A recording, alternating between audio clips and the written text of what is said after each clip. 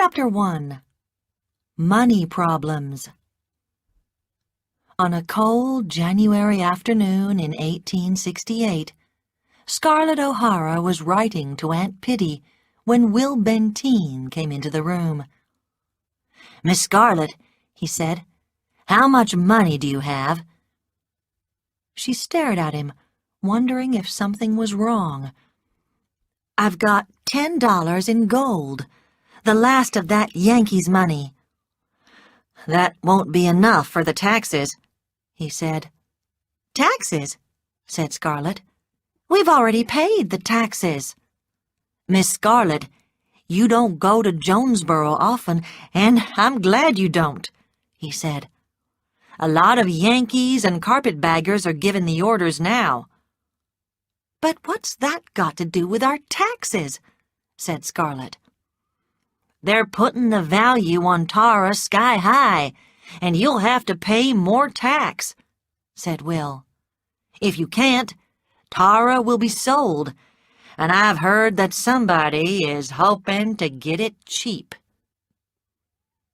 Will and Ashley looked after any business in Jonesboro and had agreed not to tell Scarlett the more worrying details of what was happening. But Will could not hide this from her. "Those Yankees!" she cried. "Wasn't it enough for them to win the war? How much extra do they want us to pay?" $300, said Will. "Then we've got to get $300 somehow," she said. "They can't sell Tara." Will looked angry. "They can, and they'll enjoy doing it. The country has gone to hell, if you'll excuse my saying so, Miss Scarlett. Carpetbaggers and white trash can vote, and most Southern gentlemen can't. Anyone who was on the tax books for more than 2,000 before the war can't vote. Men like your pa and Mr. Talton. I could vote if I took their oath and became a Yankee, but I'll never do that. But people like Jonas Wilkerson and the Slatterys, they can vote, and they're giving the orders now." "Vote?" cried Scarlett. "It's taxes we're talking about. Will, we could borrow money on Tara and—" "And who has any money to lend you on this place? Only the carpetbaggers who are trying to take it away from you." "I've got the jewelry I took off the Yankee—" "Miss Scarlett, who has money for jewelry round here?" said Will. "Most people ain't got enough money to buy meat." They were silent for several minutes. "Where is Mr. Wilkes?" she said. "He's in the field, cutting wood," said Will. Scarlett had not had a private talk with Ashley since his return, because Melanie was always with him, but she found him alone in the field and told him the news. "Only one person we know has money," he said. "That's Rhett Butler." A letter from Aunt Pitty had said that Rhett Butler was back in Atlanta, looking rich. "Don't talk about him," said Scarlett. "What about us?" Ashley stared across the fields. "What will happen to everybody in the South?" he said. "I can't help, Scarlett. The world I belong to has gone, and I'm afraid. I can't make you understand these things because you're never afraid. You face the real world without wanting to escape it. But I can't." "Escape?" cried Scarlett. "Oh, Ashley, I do want to escape. I'm so tired of it all. Let's run away. We could go to Mexico. They want officers in the Mexican army. You know you don't love Melanie. You told me you loved me that day at 12 Oaks, and I know you haven't changed." "We were going to forget that day at 12 Oaks," he said. "Do you think I could ever forget it?" she said. His voice was deadly quiet. And do you think I could leave Melanie and the baby? Scarlett, you're sick and tired. That's why you're talking this way. But I'm going to help you. There's only one way to help me, she said. Take me away. There's nothing to keep us here. Only honor, he said quietly. She began to cry, and he took her into his arms and pressed her head against his chest, whispering, "You mustn't cry." And he kissed her, hungrily, as if he could never have enough. "You do love me," she cried. "You do love me. Say it." He pushed her away.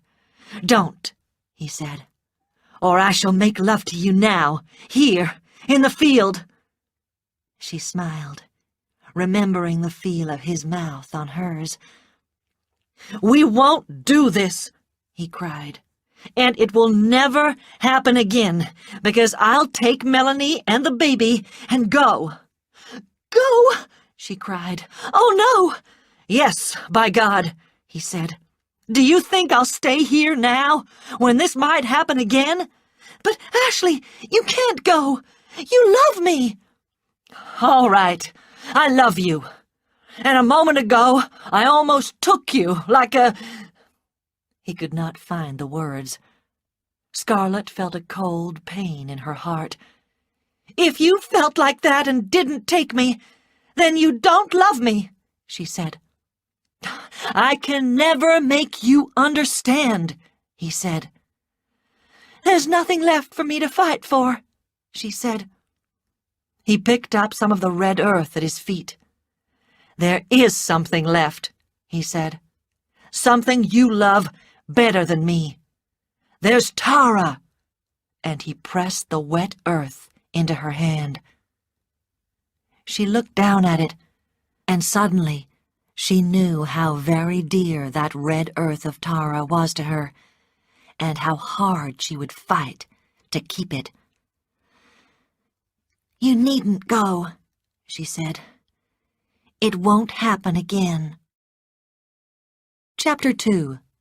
Return to Atlanta. Scarlett heard the sound of a horse and saw a shiny new carriage stop by the house. Jonas Wilkerson got out. Scarlett was surprised to see the man who was once her father's plantation manager. Will had said that Jonas had made a lot of money, mostly by cheating Negroes or the government. And here he was, stepping out of a fine carriage with a woman who was dressed in fashionable clothes. The woman looked towards the house, and Scarlett recognized her immediately. "Emmy Slattery!" she said before she could stop herself. "Yes, it's me," said Emmy, holding her head proudly. "Emmy Slattery, that dirty, cheap female whose fatherless baby Scarlett's mother had helped to deliver. Emmy, who gave typhoid to Scarlett's mother and killed her. That overdressed, nasty piece of white trash was coming up the steps of Tara, smiling and looking as if she belonged there. "Get off those steps!" cried Scarlett. "Get off this land!" Jonas tried to control his anger. "You mustn't speak like that to my wife," he said. "Wife?" said Scarlett. "So you've made her your wife at last, have you?" "We came to talk business with old friends," began Jonas. "Friends?" said Scarlett. "My father threw you off this plantation after you fathered Emmy's baby, and the Slatterys took our help and paid us back by killing my mother. Get off this land before I call Mr. Benteen and Mr. Wilkes." Emmy ran back to the carriage, but Jonas did not move. "Still the proud lady," he shouted at Scarlett. "Well, I know your father's gone crazy, and I know you can't pay your taxes. I came here to offer to buy this place, but I won't give you $1 now. I'll buy it cheap when it's sold for taxes. I'll pull this house down and plant every field with salt before either of you put a foot in it," shouted Scarlet.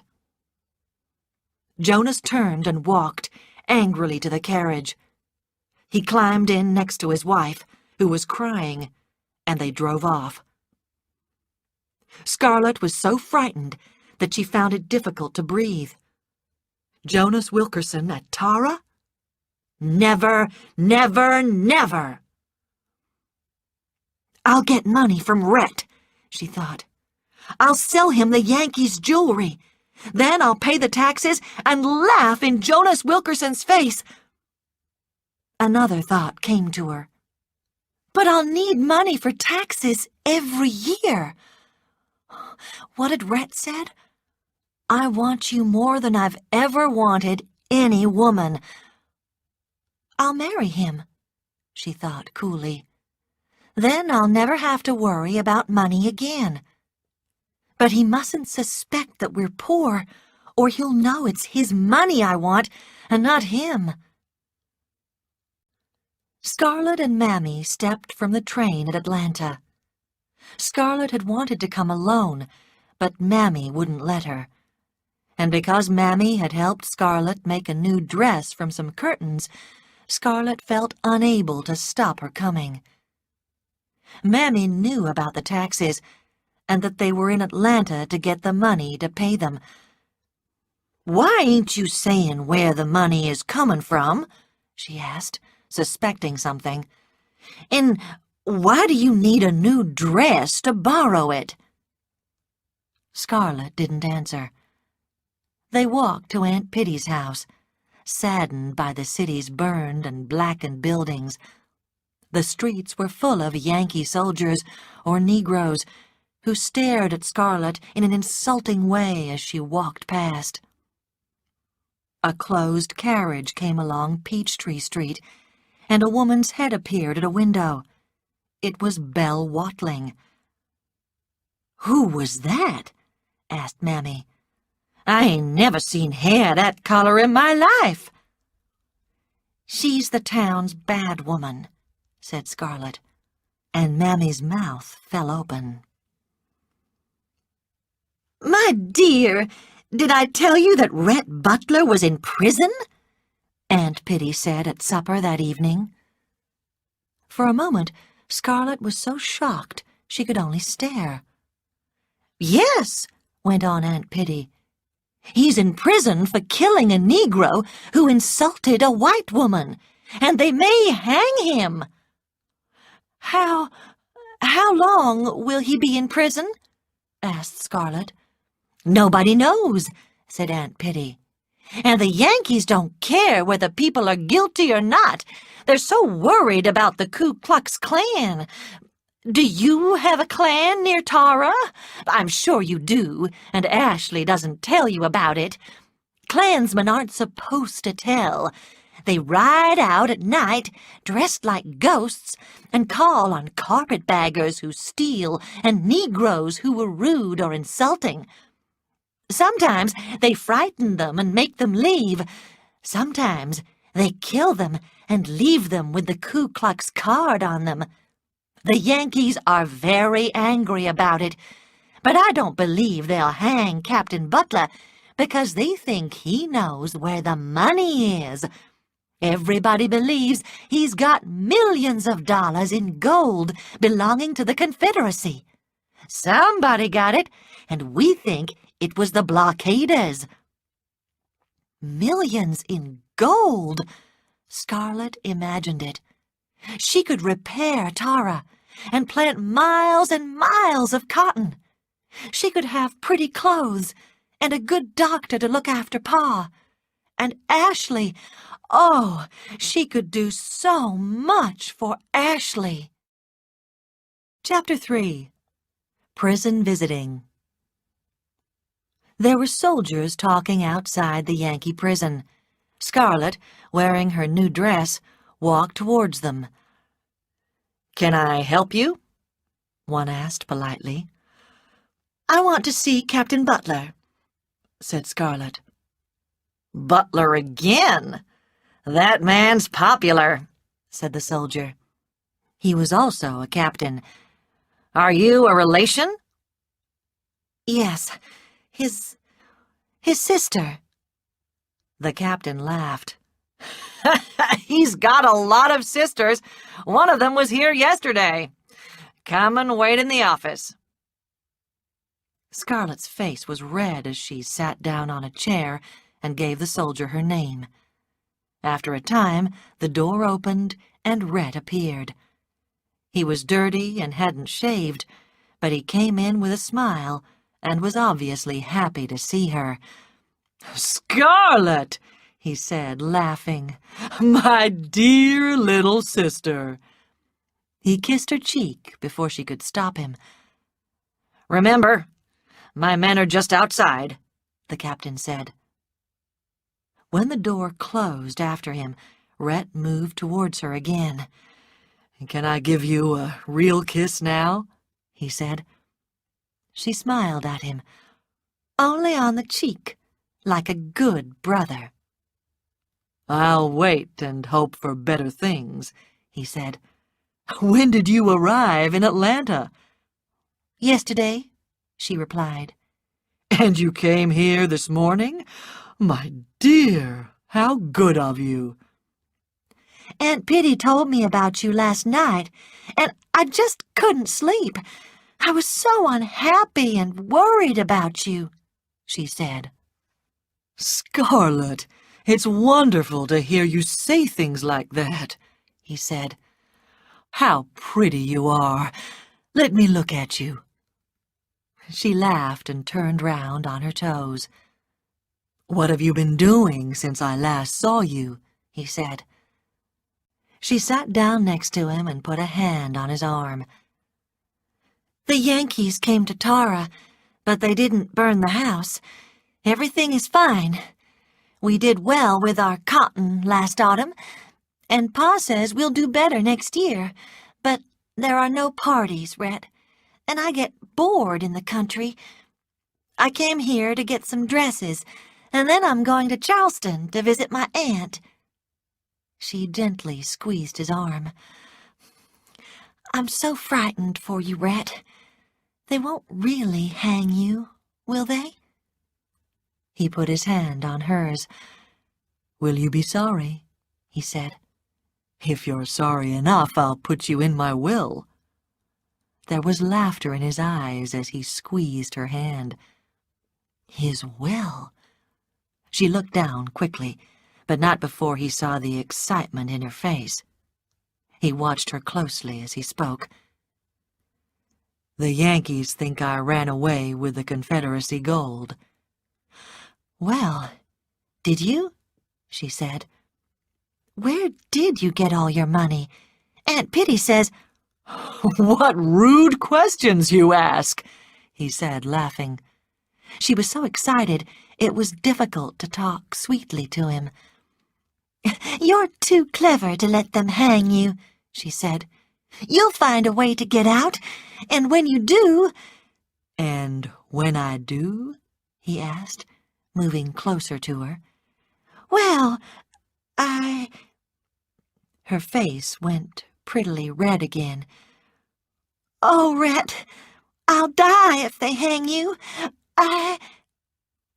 She stopped and looked down. "Scarlet, you can't mean that you—" She tried to cry. Would tears seem more natural? She closed her eyes, but turned her face upwards so that he could kiss her more easily. But he did not kiss her lips. He took her hand and kissed it, then turned it over to kiss the other side. It was rough from work, and the nails were broken. It wasn't the soft, white hand of Scarlett O'Hara. He picked up the other one and looked at them together. "Look at me," he said quietly. "So everything is fine at Tara, is it? Well, these aren't the hands of a lady." "Don't say that!" she cried. But she was thinking, why didn't I wear Aunt Pitty's gloves? How stupid! "You've worked like a field Negro," he said, dropping them. "Why did you lie? I almost believed you were sorry for me." "But I am sorry," she said. "No, you aren't. You want something. Tell me what it is instead of behaving like a prostitute, selling yourself." He looked closely at her. "Did you really think I'd marry you?" Her face went red. "You know I'm not a marrying man," he went on. "Oh, Rhett, you can help me if you'll just be sweet." "What do you want? Money?" "Well, yes, I do want some money," said Scarlet. "I want you to lend me $300. "You were talking about love, but thinking about money," he said. "How like a woman! What will you offer me in return?" "Jewelry," she said. "I'm not interested in jewelry," he said. "There's Tara." "Nope," he said. "What do you want the money for?" "To pay taxes," said Scarlet. "Oh, Rhett, I lied about everything being all right. Pa is not himself since Mother died, and there are 13 of us to feed, and we never have enough to eat or warm clothes or—" "Where did you get the dress?" he asked. "It's made out of some curtains," she said. He was silent for a moment.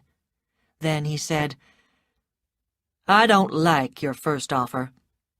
Make me another one." She took a deep breath and looked him straight in the eye.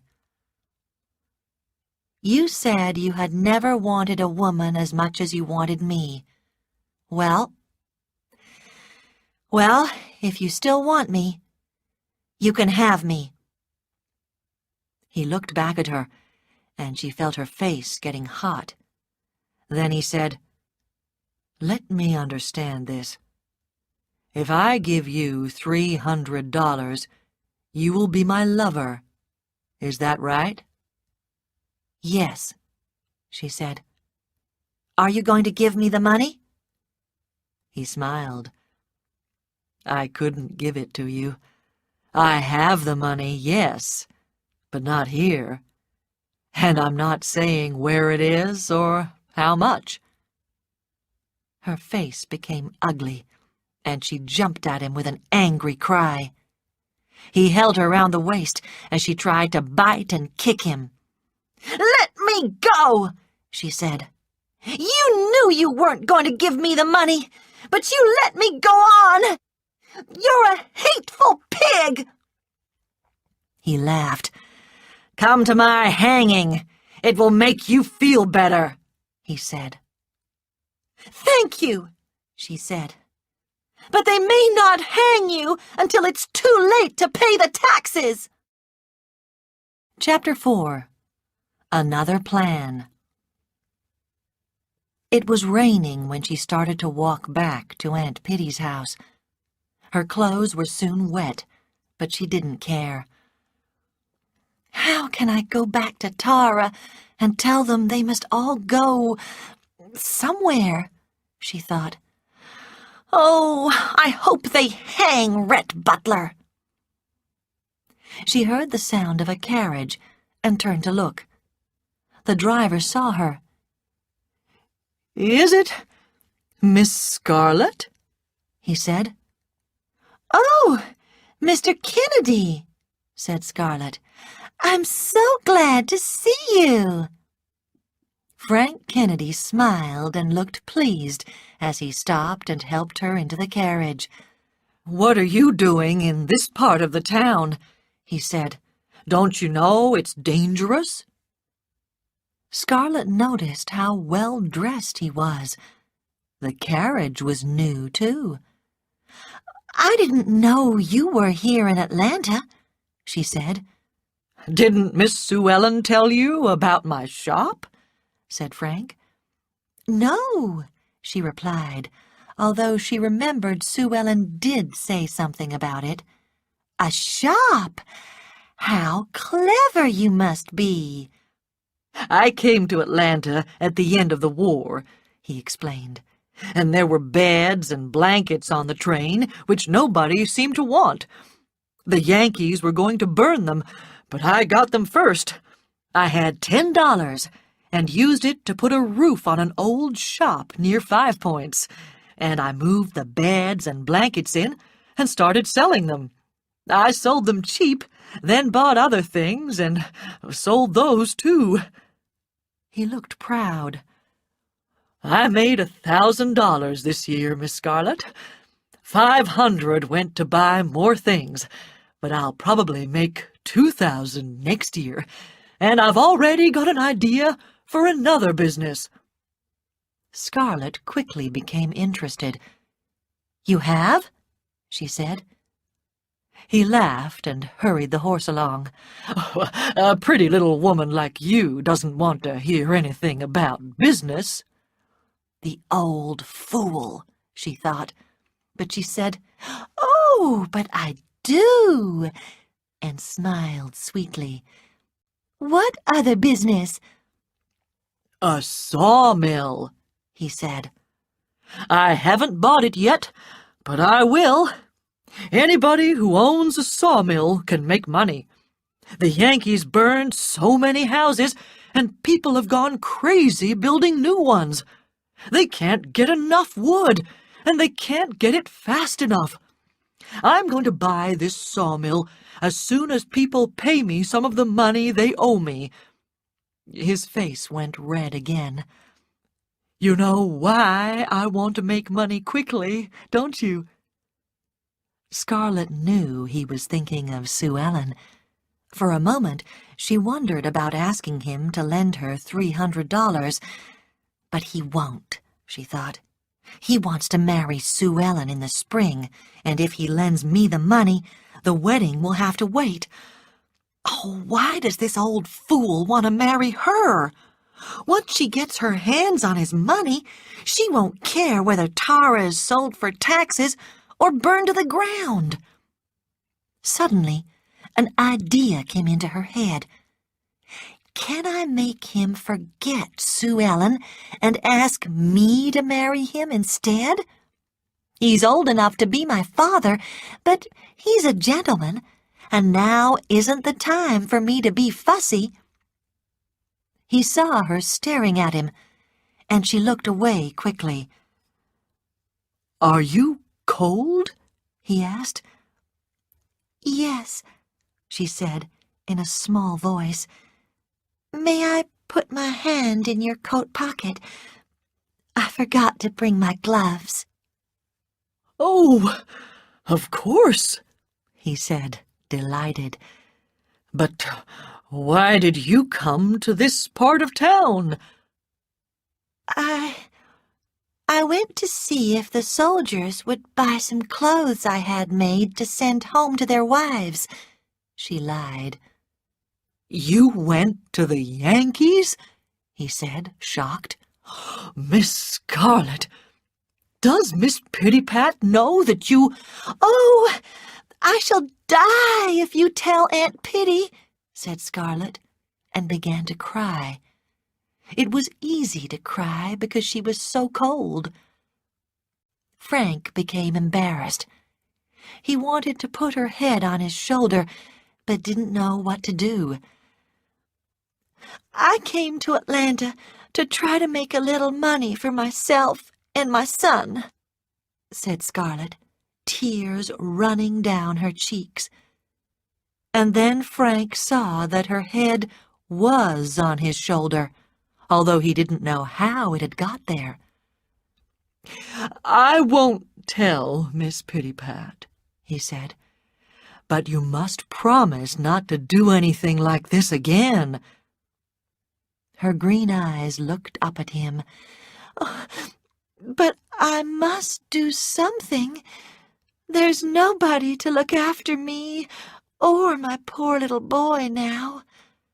"There will always be a home for you and Wade with us when Miss Sue Ellen and I are married," he said.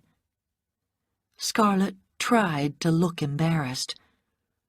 "Is something wrong?" said Frank. I thought she wrote to you," said Scarlett. "Oh, she should be ashamed. Oh, what an unkind sister I have." Frank stared at her, his face gray. "What?" "She's going to marry Tony Fontaine next month," lied Scarlett. "She got tired of waiting for you." During the next 2 weeks, Scarlett made him feel like a strong, warm-hearted man who was lucky enough to catch a charming but helpless little woman. And when they stood together to be married, he still did not know how it had all happened. And so quickly, too. He only knew that for the first time in his life, he had done something wonderful and exciting.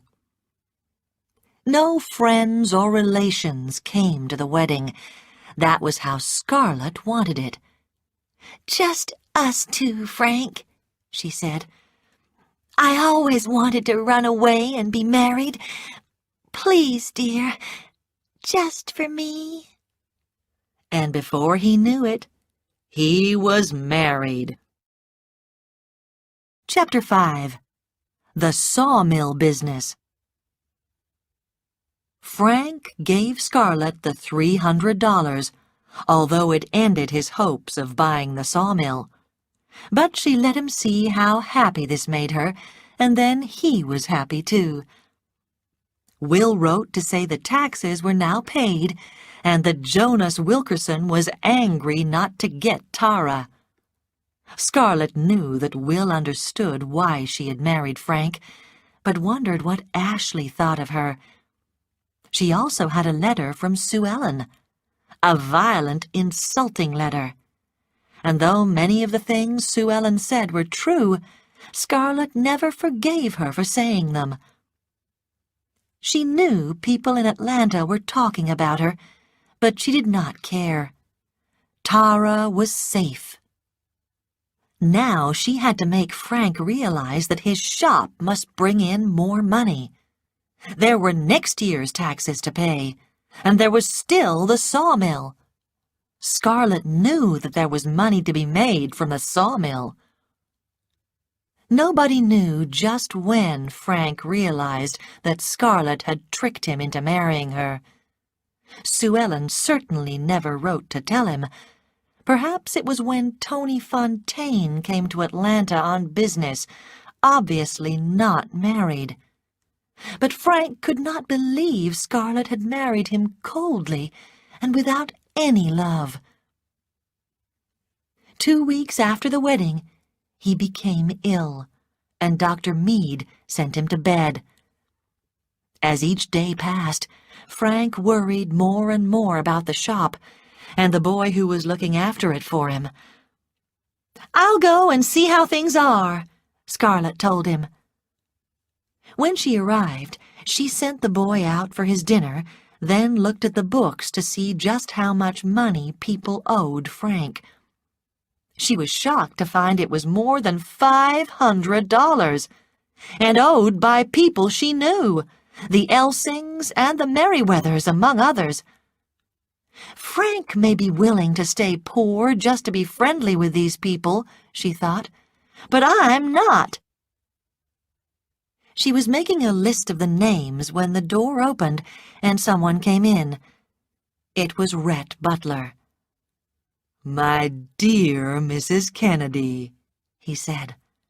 "My very dear Mrs. Kennedy." She stared at him.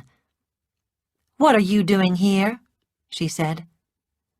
"I heard you were married, so I came to congratulate you." "Oh, you are the most... What a pity they didn't hang you." "There are others who share your opinion," he said, smiling. "How did you get out of prison?" she asked. "I persuaded a government friend of mine in Washington to speak for me," he said. "I knew things about him that he didn't want others to know." "But you were guilty," she said. "Yes, I did kill the Negro," agreed Rhett. "He insulted a lady." He spoke softly. "And don't tell Miss Pittypat, but yes, I do have the money, safe in a bank in England." "The money," said Scarlet. "You have the Confederate gold?" "Not all of it," he said, laughing. "There must be 50 or more blockaders who have some, but I've got nearly 500,000. If only you had waited and not rushed to marry again." Scarlet felt sick. $500,000. It was hard to believe there was so much money in this cruel world. "Tell me," he said, trying not to look too interested, but failing. "Did you get the money for the taxes?" And suddenly she knew that this was why he was here. It was not to laugh at her, but to make sure she had got the money to pay the taxes. Oh, how nice he could be sometimes! Did he really care about her, more than he was willing to say? "Yes, I got the money," she said. "Did you wait until you had the wedding ring on your finger?" he said, smiling. "And did Frank have as much money as he told you, or did he trick you? You needn't have secrets from me, Scarlet. I know the worst about you." "Oh, Rhett, you're the worst. Well, I don't know what. No, Frank didn't trick me, but..." Suddenly, it was good to tell someone her troubles. "Rhett, if Frank would just ask people for the money they owe him, I wouldn't be worried." "Don't you have enough to live on?" he said. "Yes, but, well, I could use a little money." "I'll lend you some money, but I want to know what it's for," said Red. He smiled again. "And I won't ask you to repeat that charming offer you made me once." "You're a..." she began. "I know you're worrying about that," he went on smoothly. "Not worrying a lot, but worrying a little. Now, why do you want money? Not for Ashley Wilkes, I hope." She became hot with anger. "Ashley Wilkes has never taken $1 from me. Ashley is..." "Oh, yes," he said. "Ashley is wonderful. So why doesn't he take his family and get out of Tara and find work?" "He's been working like a field Negro. He's..." "Yes, he does the best he can. But you'll never make a farm worker out of a Wilkes. Now, cool down and tell me how much money you want and what you want it for." Scarlet tried to control her anger. She wanted to throw his offer back in his face, but she told herself to be sensible.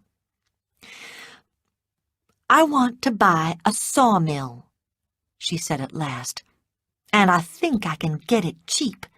And I want 2 wagons and horses, and a horse and carriage for myself." "A sawmill?" said Red. "Yes," she said. "Are you busy this afternoon?" "Why?" he asked. "I want you to drive to the sawmill with me," she said. I want to buy it before you change your mind." "The sawmill?" cried Frank. "You sold your jewelry to Captain Butler and bought the sawmill?" It was the shock of Frank's life when Scarlett told him. At first, he thought she was joking, but he soon discovered that it was no joke. Early each morning, she drove out to the sawmill with Uncle Peter, Aunt Pitty's old slave, and did not come back until it was dark. A man called Johnson was made manager, and he brought in free Negroes to do the work, and Scarlett was soon earning enough money to talk about buying another sawmill. Frank couldn't understand it. This wasn't the soft, sweet, helpless person he had married. This Scarlett knew what she wanted and went after it, like a man. And she became angry so easily. He only had to say, "Scarlett, I wish you wouldn't," and it was like a thunderstorm breaking. "A baby," he thought. "She needs a baby." Then, on a wild, wet night in April, Tony Fontaine rode in from Jonesboro and knocked on their door, waking up Frank and Scarlett. Frank hurried down to let him in. Scarlett followed moments later and came downstairs as Tony blew out the lighted candle Frank was holding. "They'll hang me if they catch me," Tony was saying. "I'm going to Texas to hide, but I need another horse, Frank." "You can have mine," said Frank. "What happened?" Scarlett asked. "You remember Eustace, who was one of our slaves?" said Tony. "He came to the kitchen today while Sally was making dinner. I don't know what he said, but I heard her scream and try to get away. I ran into the kitchen, and there he was, drunk." "Go on," said Scarlett. "I shot him, and when Mother ran in to look after Sally, I began riding into Jonesboro to find Jonas Wilkerson. He was to blame. He had talked to those black fools and told them that Negroes could have anything, could have white women." "Oh, Tony, no!" cried Scarlett. "Yes," said Tony. "On my way past Tara, I met Ashley, and he went with me. We found Wilkerson in a bar, and I took my knife to him while Ashley held the others back. It was finished before I knew it. Wilkerson was dead, and Ashley was putting me on my horse and telling me to come to you. He's a good man, Ashley." "But surely if you went back and explained—" Tony laughed. "Scarlett, how do you think the Yankees will reward a man for keeping Negroes off his women? By hanging him, that's how. Now, I must go." Scarlett was afraid. Someone could rape or kill her, and the Yankees would hang anyone who tried to punish the criminal. She didn't want her children to grow up with all this hate and fear. She wanted them to know only warm homes, good clothes, and fine food. "Only money can buy these things," she thought. "Lots of money. That's what I'll have, and I don't care how I get it." When Tony had gone, Scarlett told her husband a secret she had kept for several weeks. "Frank," she said, "I'm going to have a baby." The spring months went by, and each day Scarlett went to the sawmill, certain that Johnson, the manager, was cheating her, but unable to catch him. And she went to see builders and people who were planning new homes. She often lied about the quality of her wood, and sold bad wood for the same price as good wood. One man who owned another sawmill openly called her a liar and a cheat, But it hurt his business, because people would not believe that someone like Scarlet, a lady, would behave the way this man was saying she did. In the end, the man had to sell his business, and Scarlet bought it cheap. She had to find someone to manage the second sawmill, and she gave the job to Hugh Elsing. He was not a good businessman, but he was honest. People were shocked to see Scarlet doing business with Yankees. But Scarlet did not care. "When I'm rich," she thought, "I'll say what I think of them. But until then, I'll smile sweetly and take their money." Then, in early June, a message came from Will at Tara. Gerald, Scarlet's father, was dead. Chapter 6. Changes at Tara. It was evening when Scarlet arrived in Jonesboro. Will met her with the wagon, and they drove along the road towards Tara. "Scarlet, I'm going to marry Sue Ellen," he said. "Sue Ellen?" she said. "I always thought you loved Corinne." "The only man Corinne loved, that Tarleton boy, was killed in the war. And now she's going into the church in Charleston to live and work." "Are you joking?" said Scarlet. "Nope. And you mustn't argue with her or laugh at her," he said.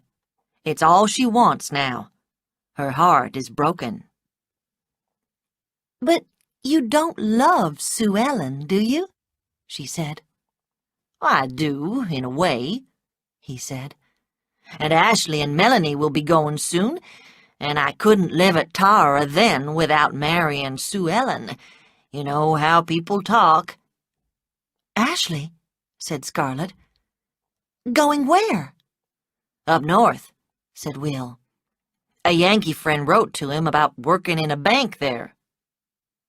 He looked at her, and she had the old feeling that he knew all about her and Ashley. "He can't go," she thought. "I'll find him a job at the sawmill, but he must think he's helping me or he won't come." "Tell me about Pa," she said. "He wasn't ill," said Will. "But, well, about a month ago, Sue Ellen talked to some people in Jonesboro, and afterwards she was all excited, although she didn't say anything. Then she started going for walks with your pa. I saw her talking to him, but I'm sure he didn't know what she was saying half of the time. But now I know that she was trying to make him take the Yankee oath." "Pa take the Yankee oath?" cried Scarlet. Will nodded. "So that the Yankees would pay $150,000 for the cotton they burned at Tara during the war. They'll do that for any Southern gentleman who takes the oath." $150,000, said Scarlet, "and all for signing a loyal oath to the United States government. That much money for a small lie?" Scarlet didn't blame Sue Ellen. "Well, Sue Ellen got your father drunk and took him into Jonesboro, and he almost signed it," Will went on. "But at the last moment he realized what he was doing, and he threw the paper in Sue Ellen's face. Then he rode off like a crazy man." "Oh, poor Pa," said Scarlet. "That evening, Ashley and I heard him riding across the fields," said Will. "He tried to jump the fence. 'Look, Ellen, watch me jump this one,' he shouted. But the horse stopped and threw him over. The fall broke his neck." Gerald O'Hara's funeral was on a hot June morning. People said kind words to Scarlet and Corinne, but they did not speak to Sue Ellen. She had tried to make her father forget his honor as a loyal Southerner and take the Yankee oath, and they would never forgive her for that. When everyone had gone after the funeral, Scarlett asked Ashley to speak with her.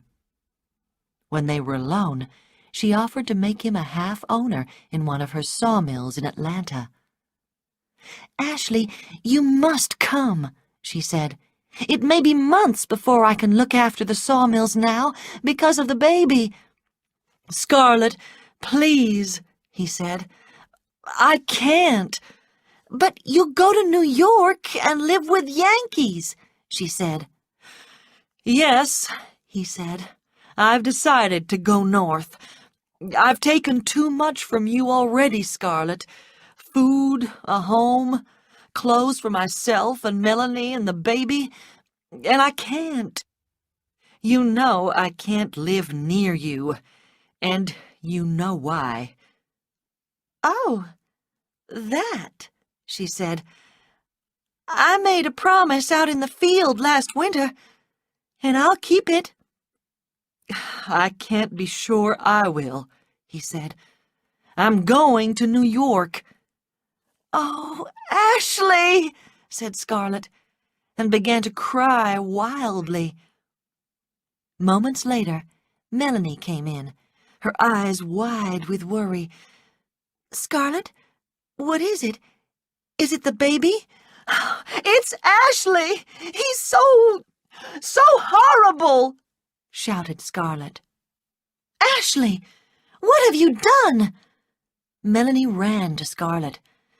"Let me explain," said Ashley.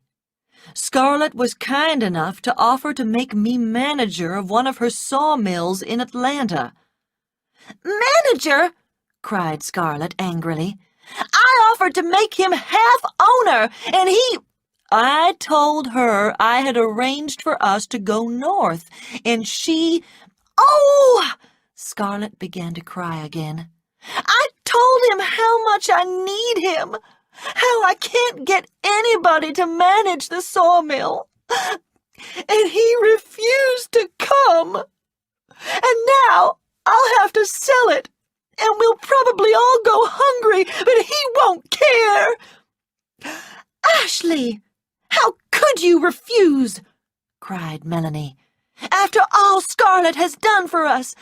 She saved my life in Atlanta when my baby came, and she killed a Yankee here to save us. Yes, did you know that?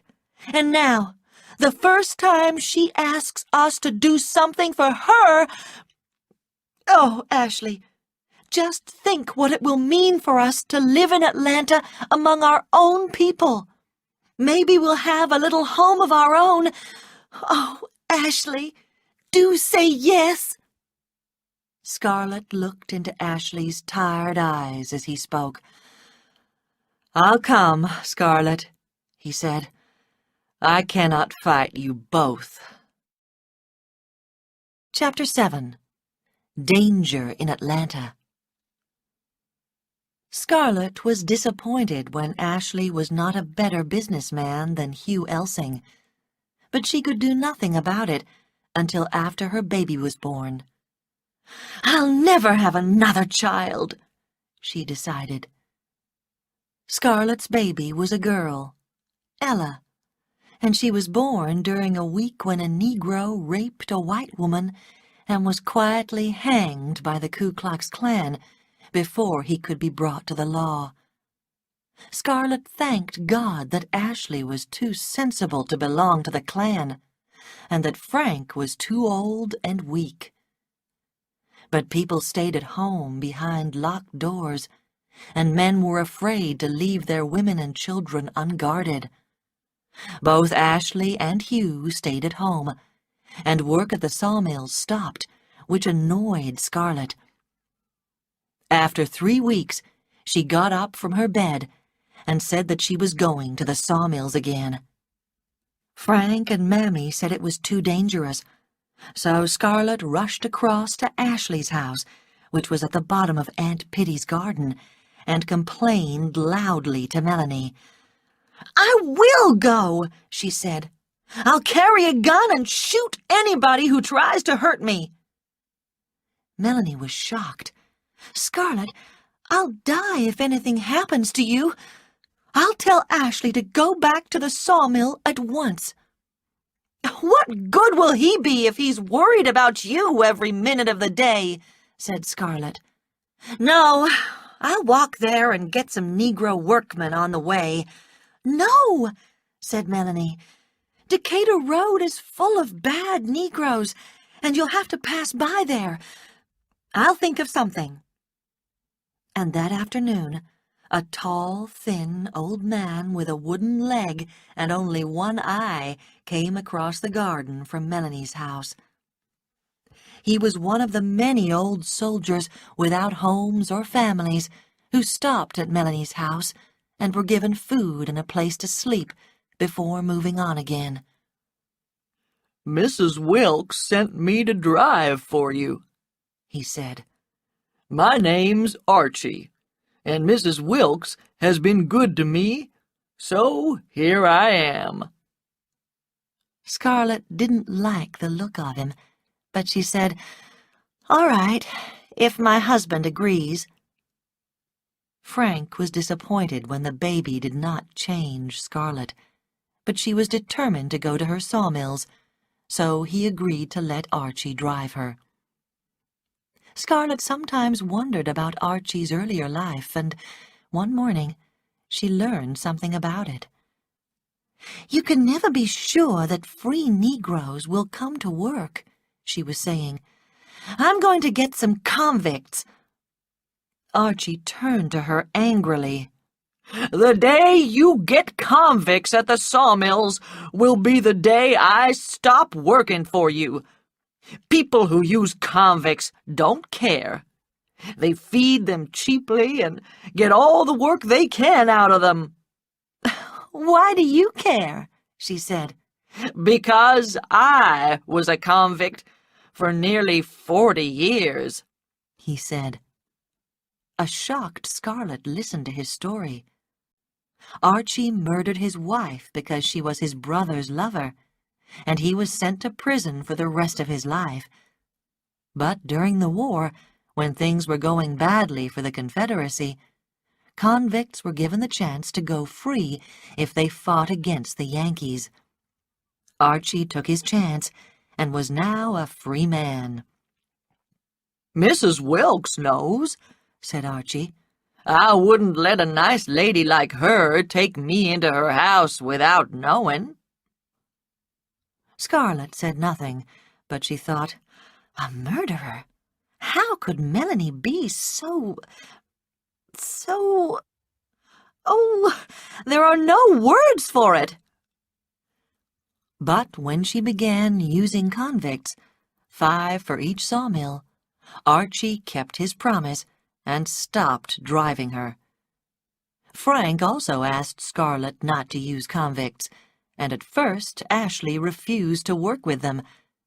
But Scarlet got her own way eventually, although Ashley did no better with the convicts than he had with Negroes. And now there were gray hairs in his head and a tired look in his eyes, and he almost never smiled. On a warm December day, Scarlet was sitting outside Aunt Pitty's house with her baby when she looked up to see Rhett Butler riding along the road. "Hello, Rhett," she said.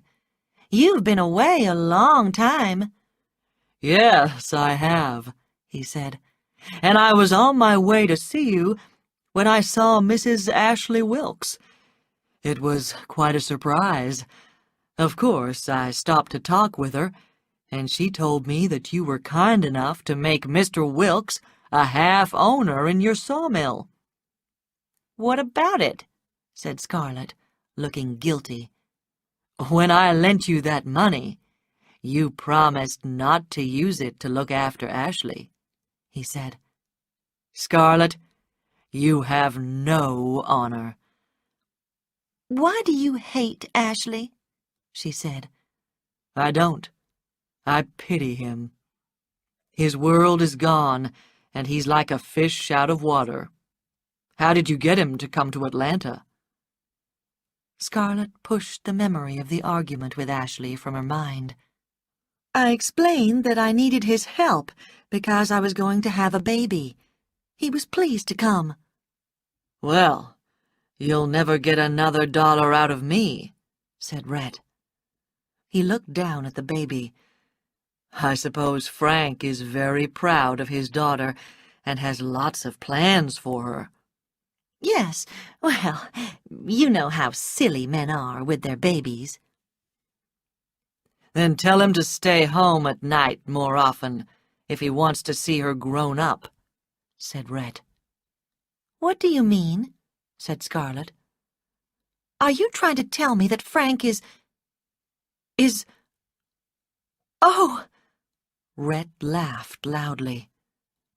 "I didn't mean he was seeing other women. Frank? Oh, how funny!" And he went away laughing. Chapter 8. End of CD 1. Ku Klux Klan. The March afternoon was cold as Scarlett drove alone along the Decatur Road. Frank's gun was on the seat beside her as she went past old army tents and rough wooden buildings where the black prostitutes and the white and Negro criminals lived. Suddenly, a big Negro stepped out from behind a tree. Scarlett quickly picked up Frank's gun. "What do you want?" "Miss Scarlett, don't shoot Big Sam," came the reply. Big Sam? He was one of the slaves who had worked at Tara and who went to fight for the Confederacy in the last months of the war. "Sam!" said Scarlett.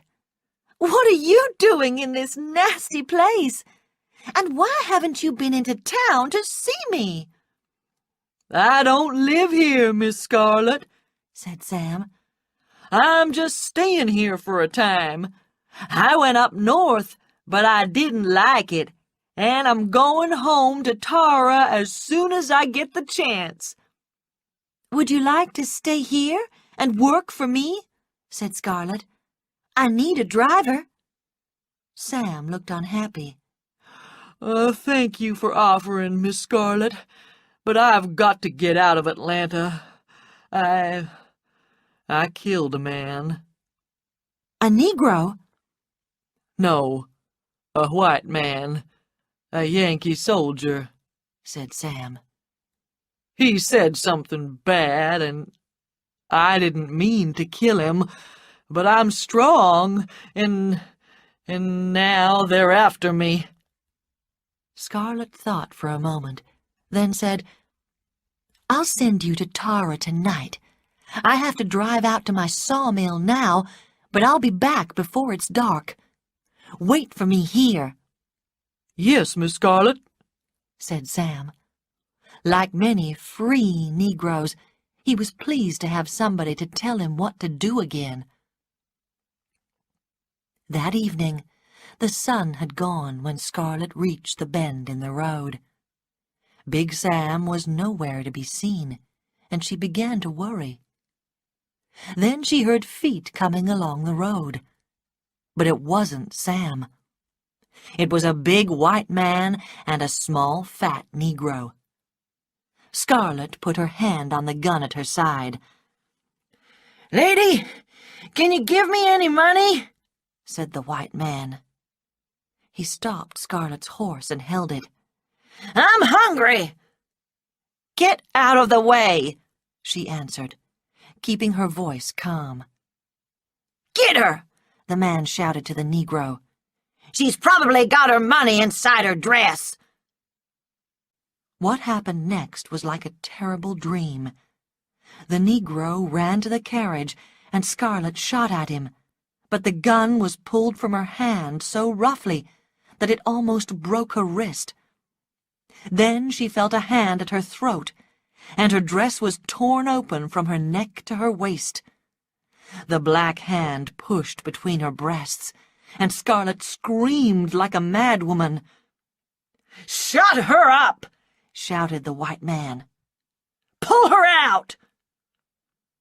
A third man was in the road, and the white man suddenly cried out. Then the Negro jumped down as Big Sam came towards him. "Run, Miss Scarlet!" shouted Big Sam. Scarlet started the horse and felt the carriage go over the white man, who was lying where Sam had knocked him down. Then she heard another shout from behind, and looked back to see Big Sam running after her. She slowed enough to let Sam jump onto the carriage, then rushed on towards the town. That night, Frank sent Big Sam to catch the train to Jonesboro. Then he took Scarlet, Aunt Pitty, and the children to Melanie's and went off with Ashley. Scarlet almost burst with anger. How could he go out tonight? The women were sitting together in Melanie's room. India, Melanie's cousin, was with them, and Archie was standing by the fire. Scarlet wanted to scream. How could they be so calm? Did nobody care? But there was a nervousness about Melanie and India, she noticed. At each sound of a horse outside, they lifted their heads from their reading and looked at each other. Something's wrong, thought Scarlet. But what is it? Then Archie said, "Somebody's coming, and it isn't Mr. Wilkes." He moved to the door. "Who's there?" "Captain Butler," came the answer. "Let me in." Melanie ran to the door and pulled it open. "Where have they gone?" Rhett said. "Tell me, quickly." "What's happened?" said Melanie. How did you know?" "The Yankees have suspected them from the beginning, Mrs. Wilkes," said Rhett. "They knew there was going to be trouble tonight, and they've prepared for it. I heard 2 Yankee officers talking about it. Your husband and the others will be caught. Where did they go? Have they got a meeting place?" "Don't tell him!" shouted Archie. "It's a trick. Didn't you hear him say he was with Yankee officers?" But Melanie was looking at Rhett. Her voice shook as she spoke to him. "Out on the Decatur Road," she said. "They meet at the old Sullivan plantation, the one that's half burned." "Thank you," said Rhett. "I'll ride fast. When the Yankees come, pretend you know nothing."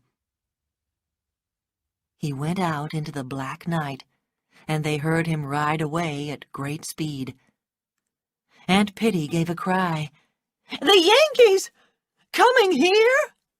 "What's it all about?" said Scarlet. "What does it mean?" "Mean?" said India. "It means you've probably caused Ashley's and Mr. Kennedy's deaths." "Where's Ashley?" cried Scarlet. "What's happened to him?" "Where's your husband?" said India, her eyes full of anger. "Aren't you interested in him?" "India, please," said Melanie, her face white and shocked. "Scarlet, we didn't tell you because Frank thought... Well, you were always against the Klan, and—" "The Klan?" screamed Scarlet. "Ashley? Frank?" "Of course they are in the Klan," said India. "And all the other men we know. They are white men and Southerners." "Oh, now the Yankees will take my sawmills and the shop and put Frank in prison," cried Scarlet. She looked at them. "What did Rhett Butler mean?" India and Melanie were too afraid to speak. "Mr. Wilkes and Mr. Kennedy and the other men have gone out tonight to kill that Negro and that white man," said Archie. "Now it seems that the Yankees suspect something, and have sent soldiers to wait for them. And it's all because of you." Suddenly, there was the sound of horses outside the house, followed by somebody knocking hard at the door. "Archie, open the door," Melanie said quietly and calmly. A Yankee captain and some soldiers stood outside. Scarlett recognized the captain. It was Tom Jaffrey, and he was a friend of Rhett's. He saw Scarlett and took off his hat. "Good evening, Mrs. Kennedy," he said, looking round the room quickly. "And which of you ladies is Mrs. Wilkes?" "I am," said Melanie coolly. "Why are you here?" "I'd like to speak to Mr. Wilkes and Mr. Kennedy," he said. "They aren't here. They're at Mr. Kennedy's shop." "They're not at the shop," he said, looking serious. "We'll wait outside until they return." Soldiers surrounded the house, a man at each window and door. After a long time, there was the sound of horses' feet, and of Rhett Butler singing. And there were other drunken shouts of, "What the hell?" from Ashley and Hugh Elsing. Archie's hand moved towards his gun. "No," whispered Melanie firmly. "I'll do this." And she opened the door with an annoyed look on her face. "Bring him in, Captain Butler," she called. "I suppose you've got him drunk again. Bring him in." The Yankee captain spoke from outside. "I'm sorry, Mrs. Wilkes, but I'll have to arrest your husband and Mr. Elsing." "Arrest?" said Melanie. "If you arrest everyone who is drunk, Captain, your prison will be full of Yankee soldiers. Bring him in, Captain Butler, if you can walk yourself." Ashley was white-faced and wearing Rhett's long coat. He was half carried into the room by Rhett and Hugh. The Yankee captain followed them, half amused but suspecting something too. "Oh, Ashley, I'm ashamed of you," cried Melanie. "Drunk! And out with a Yankee-loving carpetbagger like Captain Butler. Archie, take him to his room and put him to bed, as usual." "Don't touch him," said the captain. "I am arresting him for his part in a Klan killing. A white man and a Negro were killed out near the Decatur Road tonight, and Mr. Wilkes—" "Tonight?" said Rhett. He began to laugh. "Not tonight, Tom. These two have been with me since 8 o'clock. "With you, Rhett?" The captain was confused now. "Where?" "I don't like to say." Rhett looked at Melanie, then looked away quickly. "I hate to say it in front of the ladies." "I want to know," said Melanie. "Where was my husband?" At Belle Watling's house," said Rhett. "He was there with Hugh and Frank Kennedy and Dr. Meade and, a lot of others. We had a party, a big party, drinks, girls." "At Belle Watling's? Oh!" Melanie put a hand to her breast and appeared to faint. "Now you've done it, Tom," cried Rhett. "There won't be a wife in Atlanta who will speak to her husband." "Rhett, I didn't know—" The captain looked embarrassed. "Go and ask Belle if you don't believe me," said Rhett. "But I've got to arrest these men." "I didn't know it was against the law to get drunk at Belle's house," said Rhett. "Tom, there are 50 witnesses to say that they were there." "There always are," said the captain. "Oh, I'll go, but I want to see them in the morning for questioning." The captain went out, and Hugh Elsing went with him. India quickly closed the door, and they pulled all the curtains while Ashley was taken into the bedroom and put on the bed. Rhett's coat was taken off him. Melanie was on her feet again, and she began cutting off Ashley's shirt. It was covered in blood. "He's hurt!" cried Scarlet. "You fool!" said India. "Did you think he was really drunk?" Melanie put a towel against Ashley's shoulder to stop the blood. He opened his eyes and smiled weakly at her. Rhett said, "I'm sorry I had to say that Mr. Wilkes and the others were at Belle Watling's house, Mrs. Wilkes, but I had to think quickly, and I know Belle will be glad to lie for me.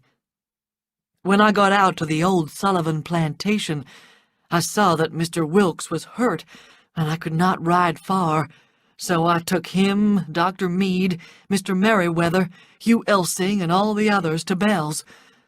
No one saw us. We went in through a private door at the back, which is always locked." He looked Melanie straight in the eye. "But I have a key." Melanie became embarrassed, but Scarlet was thinking, "So it's true! He lives with that awful Watling woman." Rhett looked at Archie as Melanie turned back to Ashley. "Take my horse to the old Sullivan place," Rhett said to him. "The white clan clothes are pushed down under the floor. Burn them. And there are 2 men in the back room. Put them over the horse and take them to the field behind Belle's house. Put guns in their hands. Shoot both guns at once. It's got to look like an ordinary shooting. Do you understand?" Archie nodded, then said, "Him?" "Yes," Red answered quietly. And Archie went out of the back door. Something about those 2 last words made Scarlet say, "Where's Frank?" Red took her arm and led her into the next room. Only when they were alone did he say, "Archie's carrying him to the field behind Belle's. He's dead. Shot through the head." Chapter 9. Atlanta's Most Unpopular Couple. Scarlet sat in her bedroom drinking brandy and feeling sorry for things that she had done. She wondered if everyone in the town thought that she had killed Frank. People at the funeral that day had been cool with her, but she didn't care. Somebody knocked on the door downstairs, and she heard Aunt Pitty open it. Then came the voice of Rhett Butler, and she knew that he was the one person she did want to see tonight. "I'm going away tomorrow, and will be away some time," he was saying to Aunt Pitty. "It's very important that I see her." "Oh, but I don't think... not today," Aunt Pitty began. Scarlet ran to the top of the stairs. "I'll be down in a moment, Rhett," she called, and saw Aunt Pitty's surprised and shocked face looking up at her. They talked together in the library, behind closed doors. Scarlet did not want Aunt Pitty to know about her drinking, but it was almost the first thing Rhett noticed. "Brandy," he said, "and you've been drinking a lot of it." "What if I have?" she said. "It's a bad thing to drink alone, Scarlet," said Rhett. "What's the matter? It's more than just old Frank dying."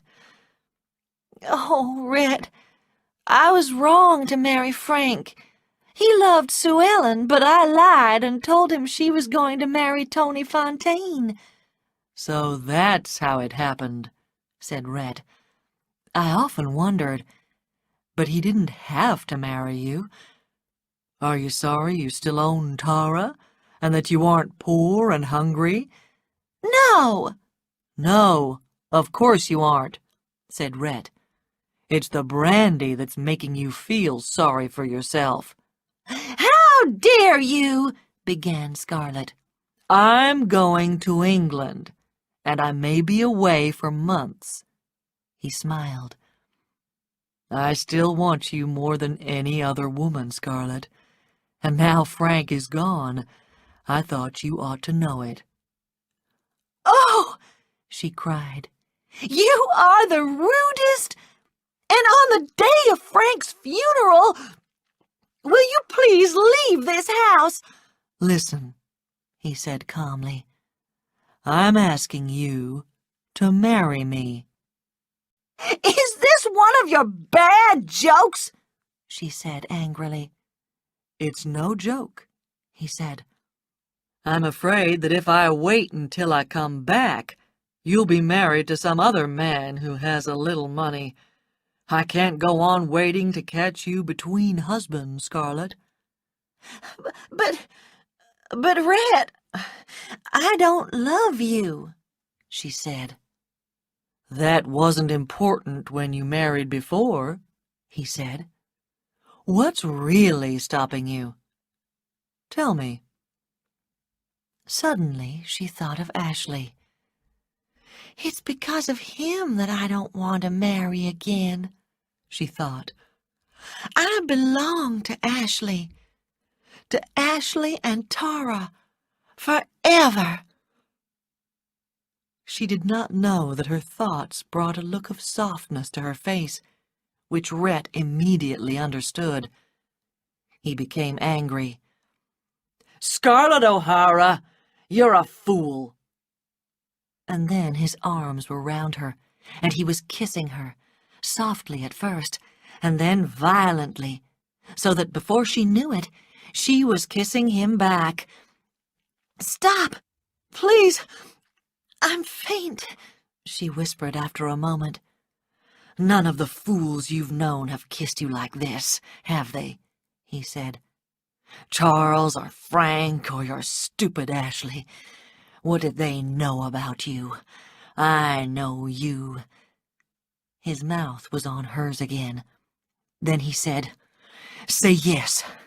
Say yes, or—" She whispered, "Yes," and felt a sudden calm come over her. He looked down at her. "You mean it?" "Yes," she said again. "Why?" he said, suddenly uncertain. "Is it my money?" "Red, what a question!" "Don't try to sweet-talk me. I'm not Charles or Frank," he said. "Is it my money?" "Well, money does help, you know," she said. "And I am fond of you, Red. But if I said I loved you, I would be lying, and you would know it." He looked at her and laughed, but it was not a pleasant laugh. "All right," he said. "What shall I bring you back from England? A ring? What kind do you want?"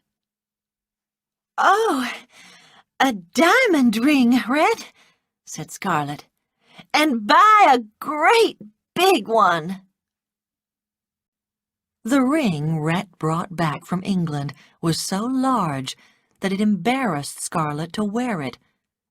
But only when it was on her finger did she tell everyone that she was going to marry him. They became Atlanta's most unpopular couple, except for Yankees and carpetbaggers. Everyone blamed Scarlet for Frank's death and for putting the lives of other men in danger. And they hated Rhett for using Belle Watling, a prostitute, to save their men from the Yankee prisons. They were sure he did it on purpose, just to embarrass them. Only Melanie was loyal to Scarlet, and reminded people how Scarlet had helped her and her family when they had no home. "Those of you who do not visit Scarlet," she told the ladies of Atlanta, "need never, never visit me." Rhett took Scarlett to New Orleans after they were married, and he kept her too busy to think of Ashley very often.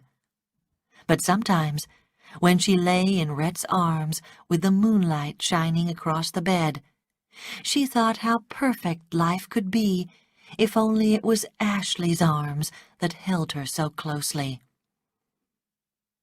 They stayed at the National Hotel in Atlanta while a house was built for them. There were many new people, as old Atlanteans called them, staying there, also waiting for their homes to be completed, and Scarlett found them pleasant and exciting to be with. They were rich and well-dressed, and never talked about the war or hard times. Her house was the biggest and most fashionable in Atlanta. Rhett gave her anything she wanted, and listened to her talk about the shop, her sawmills, the convicts, and the cost of feeding them, and gave her good, sensible advice. He never talked about having children, as Charles and Frank had done. But then Scarlett learned that she was going to have another baby, and told the news to Rhett. "I won't have it!" she screamed. "A woman doesn't have to have children if she doesn't want them. There are things—" "Scarlett, you haven't done anything," he shouted. "I don't care if you have 1 child or 20, but I do care if you die." He held her close. "I don't want children any more than you do, but I don't want to hear any more foolish talk." Scarlett's baby was named Eugenie Victoria, but Melanie called her Bonnie, and she was always called this afterwards. When Scarlett was able to visit the sawmills again, she found that Ashley's was not doing well. "Ashley, you're too soft-hearted," she said. "You ought to get more work out of the convicts. They only have to tell you they're sick and they stay away from work. That's no way to make money. A couple of knocks with a stick will—" "Scarlett, stop!" cried Ashley. "Don't you realize they are men? Some of them sick and weak and— Oh, my dear, when I see the way he's hardened you, you who were always so sweet." "Who has hardened me?" "Rhett Butler. Everything he touches he poisons. I know he saved my life, and I'm grateful, but I wish it had been any man but him. And when I think of him touching you, "He's going to kiss me," thought Scarlett happily.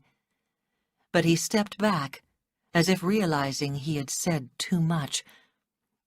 "I'm very sorry, Scarlett," he said. "I mustn't say these things. I have no excuse except no excuse at all." All the way home in the carriage, Scarlett thought of his words. No excuse at all, except that he loved her and did not want to think of her lying in Rhett's arms. Well, in future she would live without those arms. The idea pleased her, and it would mean that she would not have to have any more children.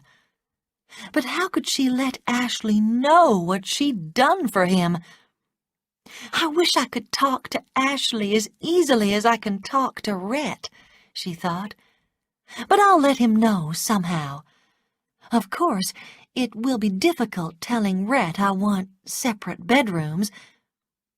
But it was not as difficult as she thought. He gave her a long, cool look when she told him. "Scarlett," he said, "if you and your bed still held any charms for me, locked doors would not keep me away.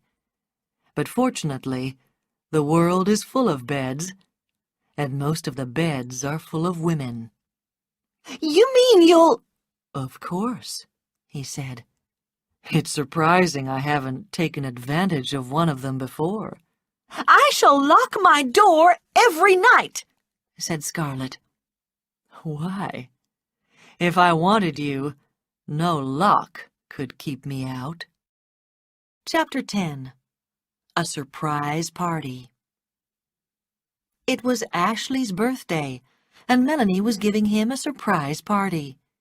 Everyone knew except Ashley. That morning, Scarlet, Melanie, India, and Aunt Pitty were getting things ready. "If you're going to the sawmill," Melanie asked Scarlet, "can you keep Ashley busy until 5 o'clock? If he comes home earlier, he'll catch us finishing cakes or something." Scarlet was always happy to be alone with Ashley. "Yes," she said, but she saw India look quickly at her. "She always looks strangely at me if I speak of Ashley," thought Scarlet. "Keep him there for as long as you can after 5 o'clock, said Melanie. "Then India will drive down in the carriage and pick him up. And, Scarlet, come early tonight." As Scarlet rode home, she thought, "She wants me to come early, but she doesn't want me to welcome guests with her and India and Aunt Pitty. And I wanted to stand next to Ashley and welcome guests with him. Why wasn't I asked?" Rhett knew the answer and told her. A Yankee lover welcoming people when all those important Confederate lovers are going to be there? Don't be silly, my dear. It's only because of loyal Melanie that you're invited at all. Scarlet dressed with more care than usual for her trip to the shop and the sawmill that afternoon, and Ashley was surprised to see her at the office. There was almost a smile on his face when he welcomed her. "Scarlet," he said, "why aren't you at my house helping Melanie to get ready for the surprise party?" "Ashley!" cried Scarlet. "You aren't supposed to know." "Oh, I'll be the most surprised man in Atlanta," said Ashley with laughter in his eyes. "Who told you?" she asked. "Almost every man who is invited and who has ever had a surprise party given to him," said Ashley, and Scarlet had to smile. He took her hands, spreading them wide so that he could look at her dress. "Oh, Scarlet, you get prettier all the time." But as he touched her, she realized for the first time ever that it did not excite her. How strange, she thought. "I'll always remember you as you were on that day at 12 Oaks, he said. "You were wearing a white dress covered with little green flowers, sitting under a tree with a dozen boys round you." He dropped her hands, and the light went out of his eyes. "We've come a long way since then, Scarlet. You've come straight and quick, but I've come slowly. And without you, and all you've done for me, I'd be nothing now." "Oh, Ashley, you sound so sad," cried Scarlet. "No, I'm not sad any more," he said. He stopped, but suddenly Scarlet knew what he was thinking. "You're not sad," she thought. "You've just lost hope." "Ashley, what do you want?" she asked him. "I don't know," he said. "Perhaps I want the old days back again. The memory of them never seems to go away." His voice and the way he spoke brought those memories back to her, and it hurt to think of them. "I like these days better," she said, but did not look at him when she spoke. He laughed softly, put his hand under her chin, and lifted her face up to his. "Oh, Scarlet, what a poor liar you are." He made her remember things she wanted to forget, the beauty, the charm of the old days. "I mustn't let him make me look back," she thought. "It hurts too much. That's what's wrong with Ashley. He's afraid of the future, so he looks back. Oh, Ashley, my love, you mustn't look back. She remembered the Scarlett O'Hara who loved pretty dresses and charming young men. Without warning, tears came into her eyes and began to fall down her cheeks, and she looked up at Ashley like a small, lost child. He took her gently in his arms, pressed her head against his shoulder, and put his cheek next to hers. Like a loved friend, but not a lover. She heard the sound of someone outside, and suddenly he pushed himself away from her. She looked up at him, but he was not looking at her. He was looking over her shoulder. She turned, and there stood India, her face white and her eyes filled with anger. Archie was with her, and with them stood Mrs. Elsing.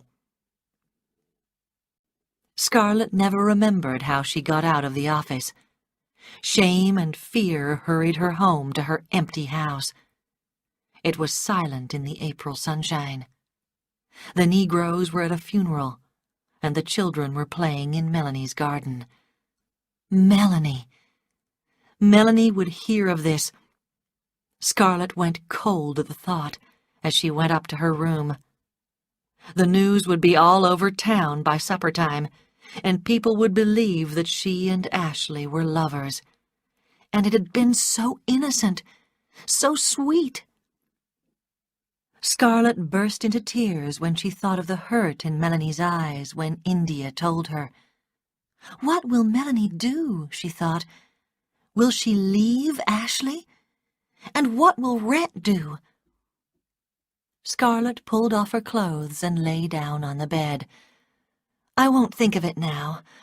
I'll think of it later. She heard the Negroes come back later. Mammy knocked on her door, but Scarlett sent her away, saying that she didn't want any supper. Then, after a long time, Rhett knocked on her door, and she said, Come in. Are you ready for the party? He said. It was dark, and she could not see his face. I have a bad head, she said. I don't think I'll go. There was a long pause before he replied. What a cowardly little cat you are! And his voice was hard and cruel. He knew. She lay shaking, unable to speak. He lit the candle next to her bed and looked down at her, and she saw that he was dressed in evening clothes. Get up, he said. We're going to the party. Oh, Rhett, I can't. I won't go until— If you don't show your face tonight, you'll never be able to show it in this town as long as you live, he told her. And I won't have a coward for a wife. Get your clothes on. Lights were on in every room of Melanie's house, and Scarlett could hear the music far up the street. Rhett held her arm roughly and walked with her to the door. I'll face them, she thought. I don't care what they say or what they think. Only Melanie. Only Melanie. The music stopped as they entered, and the room slowly became silent. Scarlett lifted her chin and made herself smile. Then someone came hurrying through the crowd. Melanie went immediately to Scarlett's side and put an arm round her waist. What a lovely dress, my dear, she said in her small, clear voice. India couldn't come tonight. Will you welcome our guests with me? Chapter 11. Wonderful and Wild. Rhett sent Scarlett home from the party alone, and she went to her room. Oh, how awful it had been. She could not forget Ashley's face, full of shame. Will he hate me now? She thought. Now that Melanie's love has saved us both, Melanie, who will always believe we were innocent. Scarlett got herself ready for bed, then went downstairs to get herself a drink. There was a light in the dining room. Red must have come in quietly and not gone to Belle Watling's, she thought. I'll go without my brandy, then I won't have to see him, and I'll lock the door of my room. But the dining room door opened, and Rhett was standing there with a candle. "Do come and have your drink, Mrs. Butler," he said, and she saw that he was very drunk. I don't want a drink. I heard a noise. "You heard nothing," he said. "Come here." Scarlett went down to the dining room. "Sit down," he told her. Always before, life had seemed to be a joke to him, but now Scarlett saw that something mattered to him, and it mattered very much. He poured out a glass of brandy and put it in her hand. "You're wondering if Miss Melanie knows all about you and Ashley. Well, someone told her, but she didn't believe it. I don't know what lie Ashley Wilkes told her, but any lie would do, for she loves him and she loves you. If you weren't so drunk, You locked me out of your bedroom because you didn't want me or my children," he shouted. "And all the time you were wanting Ashley Wilkes. Oh, how that hurt." She drank her brandy and stood up. You don't understand Ashley or me, and you're jealous of something you can't understand. She turned and walked towards the door, but he came across the room and held her against the wall. "I'm sorry for you, my pretty little fool," he told her. "If I was dead, and Miss Melanie was dead, and you had Ashley, do you think you could be happy with him? Hell no! You would never know what he was thinking about. You would never understand his books or his music. But we, my dear wife, understand each other. I loved you, and I know you, and I want you." Suddenly, he lifted her off her feet and into his arms and began to climb the stairs. "And this is one night you will not turn me out of your room."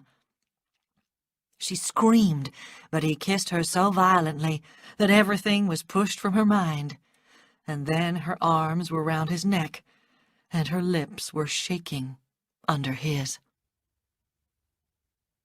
When Scarlett woke up the next morning, he was gone, but she remembered the wild and wonderful night. Rhett did not appear for dinner or for supper, and when the second day passed without news of him, she was disappointed and afraid. Had he been in an accident? After the second night, she decided to go to the police, but as she finished her breakfast in her room, she heard his feet on the stairs. "Oh, hello," he said, coming in. Where have you been?" she asked. "Don't you know? I thought the whole town knew, after the police called at Belle's the night before last." "Belle's? You've been with that woman?" "Of course," he said. "I hope you didn't worry about me." "You went to her from me after... "Oh, that," he said carelessly. "I'm sorry for the way I behaved at our last meeting, Scarlett. I was very drunk." She wanted to cry. "He just used me when he was drunk, like he does the women in Belle's house," she thought.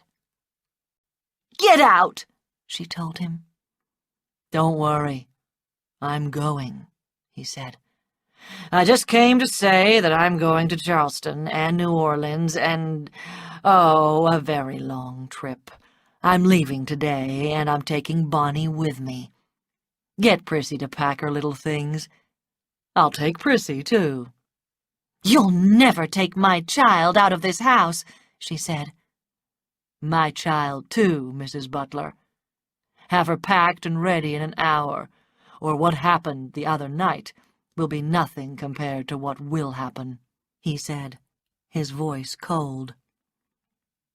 He was gone for 3 months, and, during that time, Scarlett learned that she was going to have another baby, the result of that wild night with Rhett, which still filled her with shame.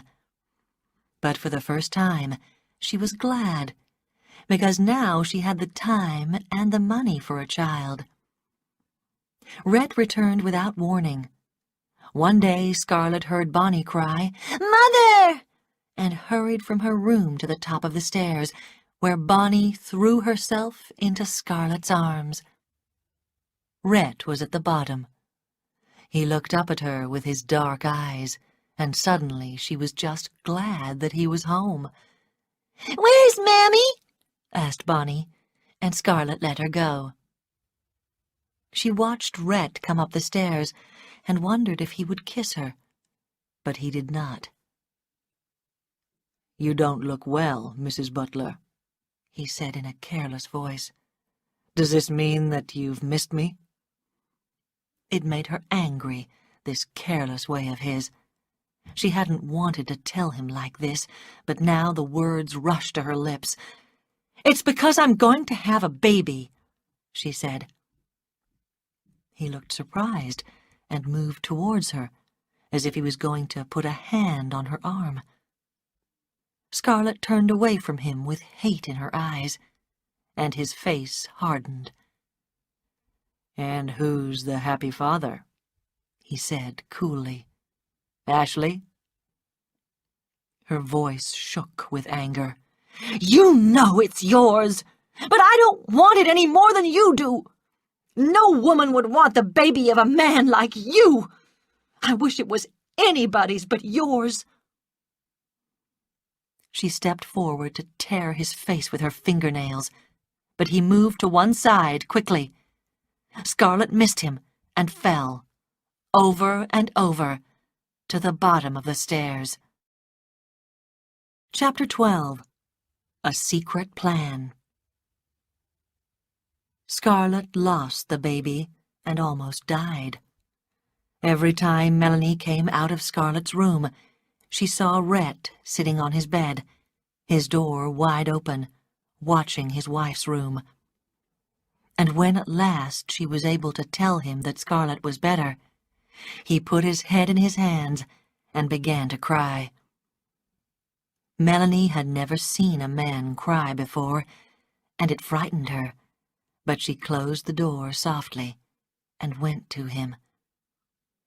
And when she put her hand on his shoulder, his arms went round her, and before she knew it, she was sitting on the bed and he was sitting on the floor with his head on her knees.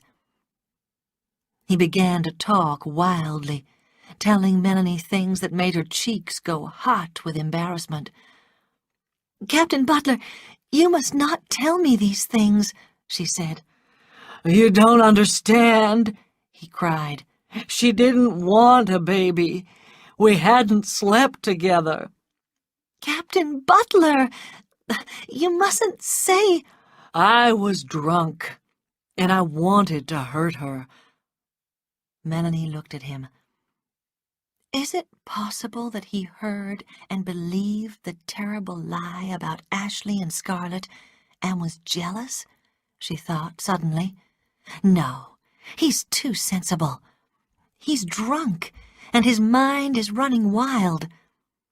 "You can't understand," he said. "You're too good to understand. I was crazy with jealousy. She doesn't love me. She never has. She loves—" He stopped as his drunken eyes met hers, and he realized who he was talking to. "If I told you, you wouldn't believe me, would you?" "No," said Melanie softly.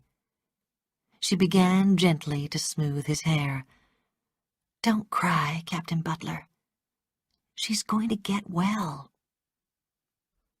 A month later, Rhett put Scarlett on the train to Jonesboro with Wade, Ella, and Prissy. Then he rode to Melanie's house, where she was sitting outside. "Scarlett has gone to Tara," she said. "Yes," he said, smiling. "Tara will do her more good than all of Dr. Mead's medicines. But I'm worried about her health, because she tries to do too much." "Yes, she does," agreed Melanie. "That's why I want Mr. Wilkes to buy her half in the sawmills," said Rhett. "I know she'll sell to him." "Oh," said Melanie, "that would be nice, but—" "Miss Melanie, I want to lend you the money," said Rhett. "That's kind of you, but we may never be able to pay—" "I don't want you to pay it back," he said. "I'll just be glad to know that Scarlett isn't making herself ill. The shop will be enough to keep her busy and happy. Do you understand?" "Well, yes, but—" said Melanie uncertainly. "You want to buy your son a horse, don't you? And you want him to go to a good university? And to Europe?" he said. "Oh, of course," cried Melanie. "But everyone is so poor." "Mr. Wilkes could make a lot of money out of the sawmills one day," said Rhett. "Will you do it? To help Scarlett?" "You know I'll do anything in the world for her," said Melanie. "She's done so much for me, but my husband—" "If I send the money to Mr. Wilkes without telling him who has sent it, will you see that he uses it to buy the sawmills?" said Rhett. "It must be our secret." Melanie was silent for a moment. Then she said, "Yes, and Scarlett's lucky to have a husband who is so nice to her." Scarlett came back from Tara looking much healthier and full of news. She asked, "Has anything happened here?" "Ashley wanted to know if I thought you'd sell him your sawmill, and the half part you have in his," said Rhett. Scarlett looked surprised. "Where did Ashley get the money?" "It seems that it came from someone he nursed with typhoid at Rock Island," said Rhett. "It came with an unsigned letter from Washington. Of course, I told him you wouldn't sell. I told him that you enjoyed telling other people what to do." "Let me look after my own business," she said angrily. And I will sell them to him." Until that moment, Scarlett had never intended to sell her sawmills, but Rhett made her angry by speaking about her that way, and to Ashley of all people. So that same night, she sold the sawmills, and then wished that she hadn't. Chapter 13. 2 Deaths. When Bonnie was 4, Rhett bought her a horse and taught her to ride. The two of them were often seen riding together. Then Rhett decided that the time had come for her to learn to jump, and he built a low gate in the back garden. Bonnie jumped the low gate easily, and Scarlett could not help laughing at Rhett, who looked so proud. After the first week of jumping, Bonnie wanted the gate to be higher. "The horse's legs aren't long enough," Rhett told her. They are, said Bonnie. "I jumped Aunt Melanie's fence, and that's very high." "Oh, all right," said Rhett, laughing. "But if you fall off, don't blame me." He made the gate higher, and Bonnie called to her mother. "Mother, watch me jump this one." "I'm watching, dear," said Scarlet, smiling. Watch me jump this one.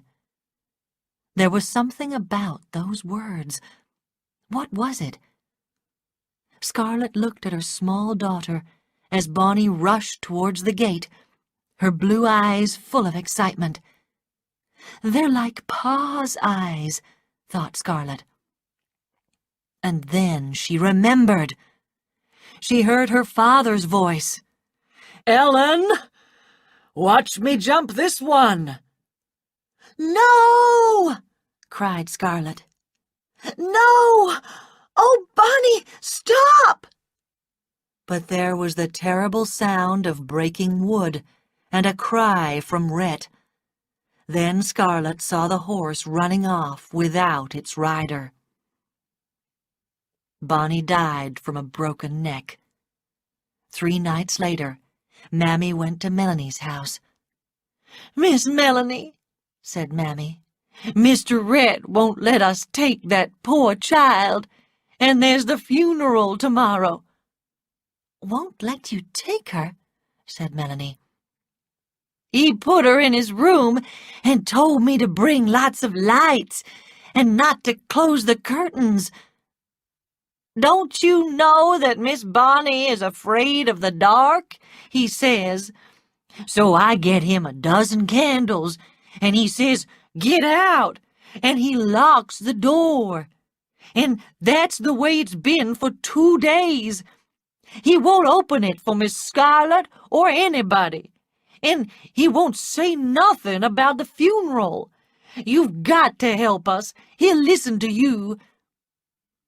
The thought of arguing with Captain Butler while he was half crazy with sadness made Melanie go cold, but she followed Mammy to Scarlet's house and went quickly up the stairs.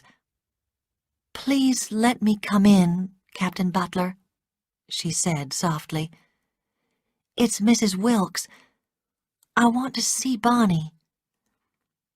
The door opened, and Mammy smelled brandy on Rhett's breath as he took Melanie's arm and pulled her inside. Then she sat outside, crying and praying. After a long, long time, the door opened, and Melanie's head appeared. She looked tired, and there were tears in her eyes. "Go and tell Miss Scarlet that Captain Butler is willing to have the funeral tomorrow morning," she said. After Bonnie died, Rhett did not often come home, but when he did, he was usually drunk.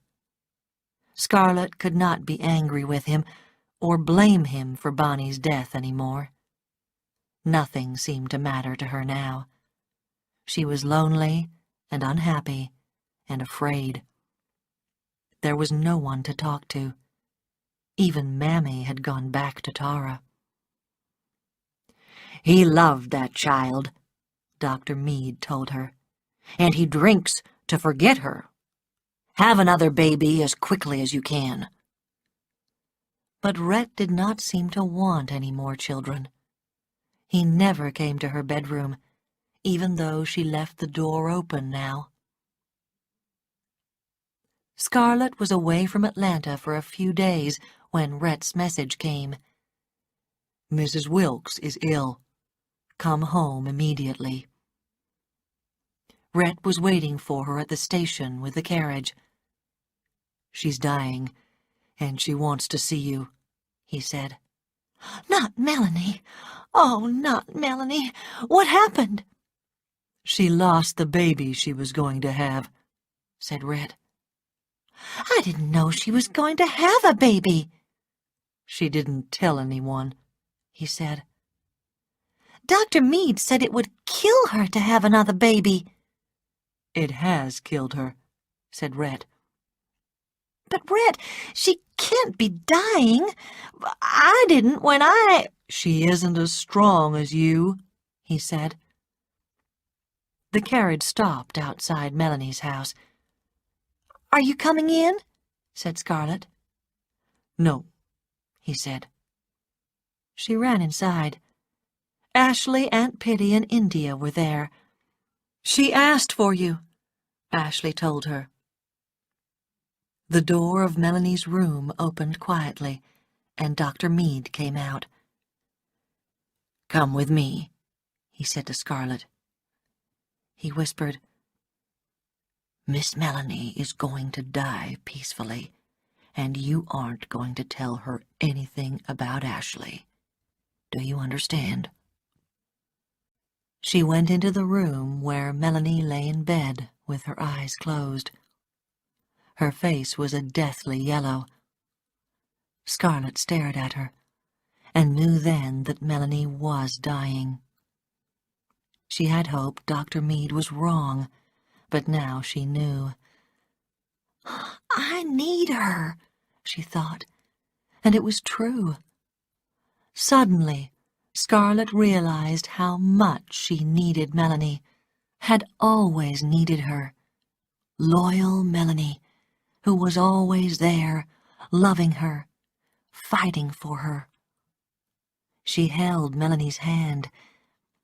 "It's me, Melanie," she said. Melanie's eyes opened for a second. Then they closed again. After a pause, she said, "Promise me." "Oh, anything," cried Scarlet. "My son, Beau, look after him. I give him to you." "I promise," said Scarlet. There was a pause before Melanie's whisper came again. "Ashley," she said. "Ashley and you." Scarlet went cold. Melanie had known all the time. She dropped her head onto the bed and began to cry. "Ashley," Melanie said again, and her fingers reached out to touch Scarlet's head. Scarlet looked up into Melanie's eyes and saw no blame, only the fight for breath to speak. "Thank God," she thought, "she doesn't know." "What about Ashley, Melanie?" said Scarlet. "You'll look after him," whispered Melanie. "Oh, yes," said Scarlet. "I'll look after him. But don't ever let him know." "No," said Scarlet. "I'll just suggest things to him." Melanie was able to smile. And so the care of Ashley Wilkes was passed from one woman to another, without him ever knowing.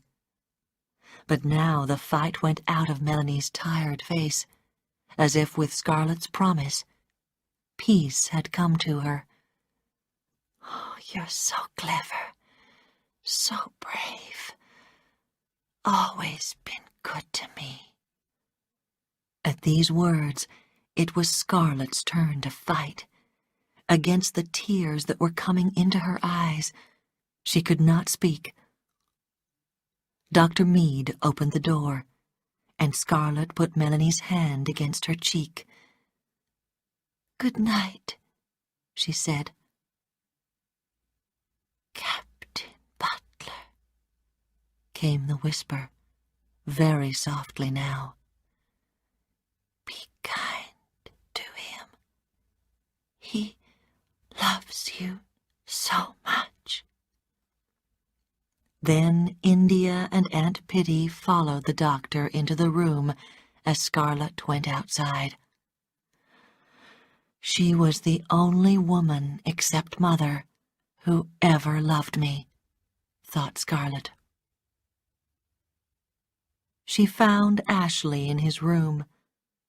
He looked at her, and she saw fear and confusion in his eyes. "What will I do?" he said. I can't live without her." She stared at him, feeling that she understood him for the first time in her life. "You really love her, don't you? Oh, you've been a fool, Ashley. Why didn't you see that you only wanted me like Rhett wants that Watling woman?"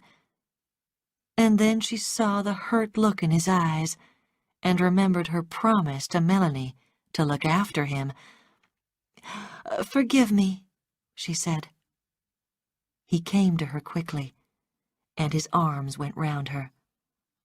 "Don't cry, my dear," she said. "You must be brave." A door opened and someone called, "Ashley, quick!" "Hurry," said Scarlett, and pushed him out of the room. I never saw what he really was, she thought. Only what I wanted him to be. What a fool I've been. Now Melanie is dead, and I've got him to look after like a child. Oh, if I hadn't promised her, I wouldn't care if I never saw him again. Chapter 14. Tomorrow. Home. That was where she wanted to be. Home with Rhett. Rhett with his strong arms to hold her. Rhett who loved her. Melanie had known this, and with her last breath had said, "Be kind to him." I love him, Scarlett thought. I don't know how long I've loved him, but it's true. Rhett's loved me all the time, and I've been so nasty to him. But I'll tell him I've been a fool, and he'll understand. He always has. She found him in the dining room at home. "Is Miss Melanie dead?" he asked. Scarlett nodded, suddenly afraid that it may be too late. "She was the only completely kind person I ever knew," he said. "A very great lady."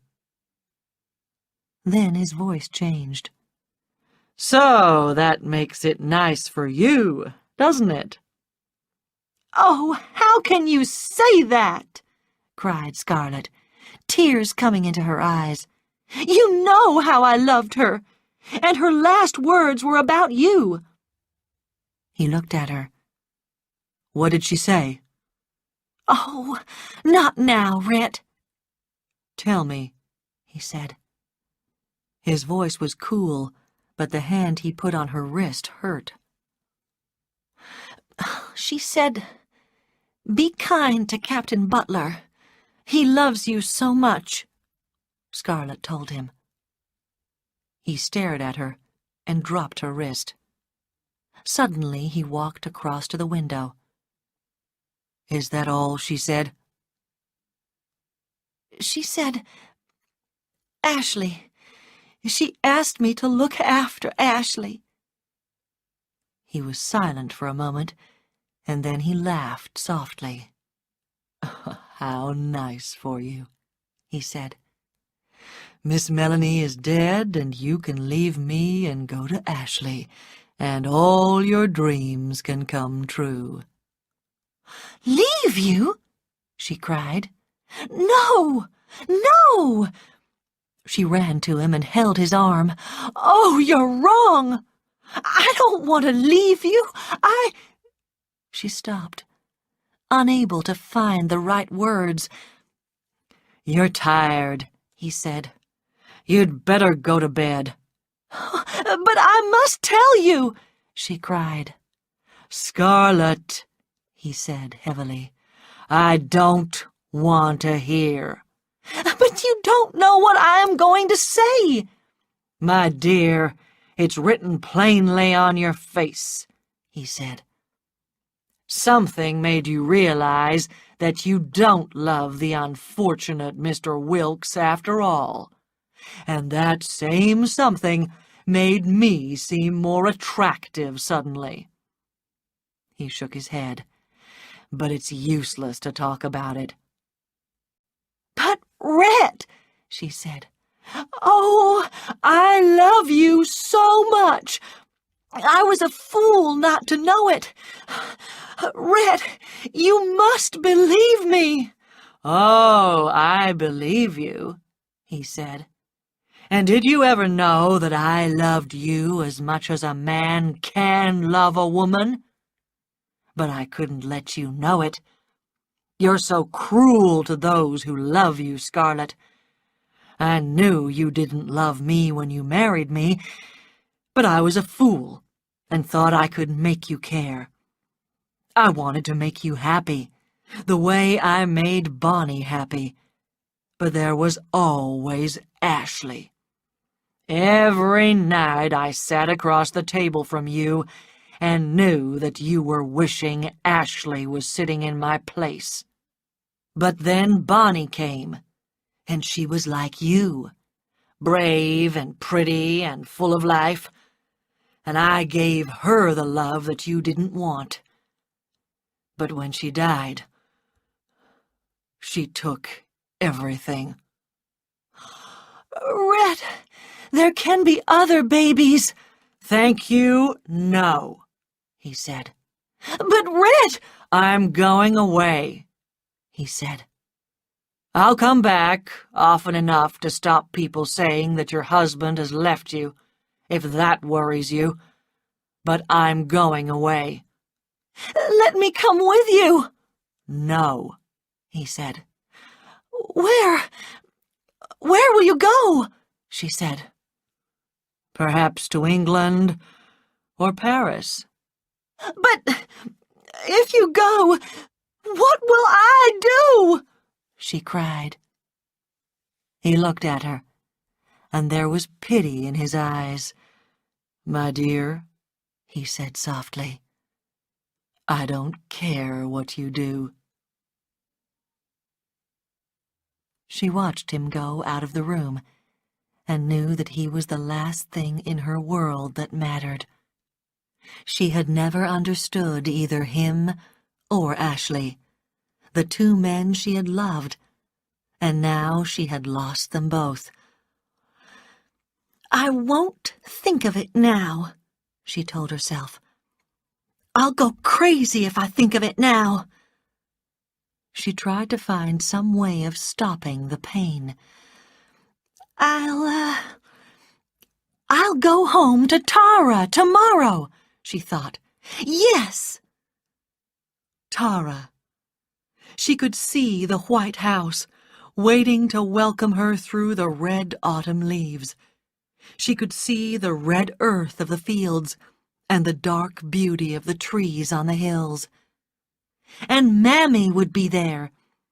Suddenly, she wanted Mammy the way she had wanted her when she was a little girl. Scarlett lifted her chin. She could get Rhett back. There was no man she couldn't get if she really wanted him. "I'll think of it tomorrow, at Tara," she told herself, "because tomorrow is another day."